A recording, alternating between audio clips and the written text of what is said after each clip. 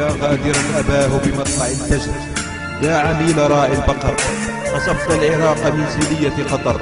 دمرت أرض النهر والنهر، سلمت ليبيا بمنتهى المكر على طبق لحلف النفط والشر، ولسوريا اخترت هذا القدر، فتنت الأهل بكل خبر، ولليمن وضعت سما مر، تريد للحرب أن تستمر،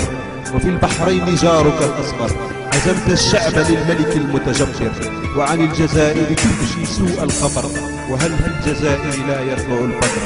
وعن قطر تفشي خير الخبر، وهل في قطر لا يظلم البشر، فافخر أنك المنتصر المنفر على أشلاء الأطفال القصر،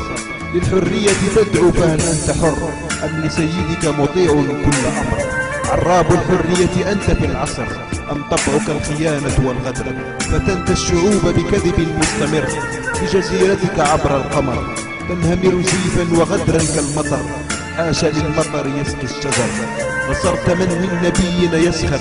ولأرضنا جعلت له ممر،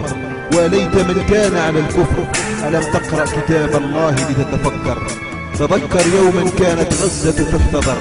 تحت قصف العدو الأكبر، تذكر موت الأطفال بيدها الحجر، كنت كمن يهاب ظله والفقر، بل كانت جزيرتك وبكل فخر تحقق الرأي والرأي الآخر، صهيوني قذر يطل عبر القمر يبرر جرائم خنازير البشر، هل رأيت أمة تنشد النصر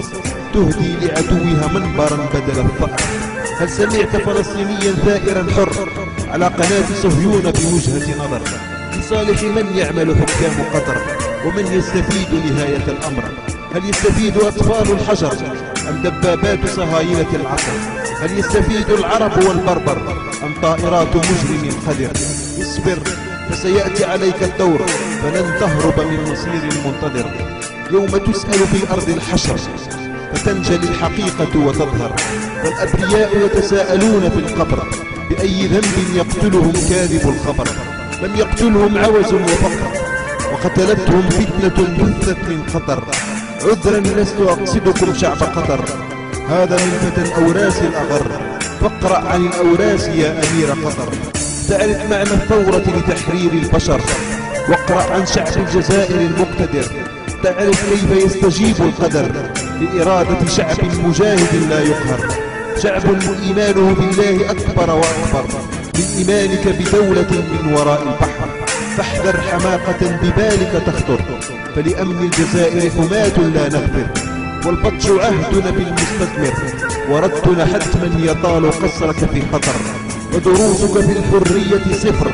أما دروسنا في الحرية فذخر، وثوراتك أمام ثورتنا تخجل وتضمر، سل فرنسا ما كان في نوفمبر، وارجع ما حدث بالجزائر 88 5 أكتوبر، تحية أهل تونس ومصر، فمبارك والزين فعل كل منكر، فغزة من حسن تحاصر، والزين للإسلام في تونس احتقر، لكن من ثار وبالنار استكبر، فالله القادر وحده أن يستر، عذرا لست أقصدكم شعب قطر، فإخواني أنتم أبد الدهر، لكن آلمني ما كان من الأمر من صنيع أمير قطر، يوالي الصهيون ويتآمر، وما مبارك والزين بالزمن الغابر، فهل أنت للعبر تعتبر؟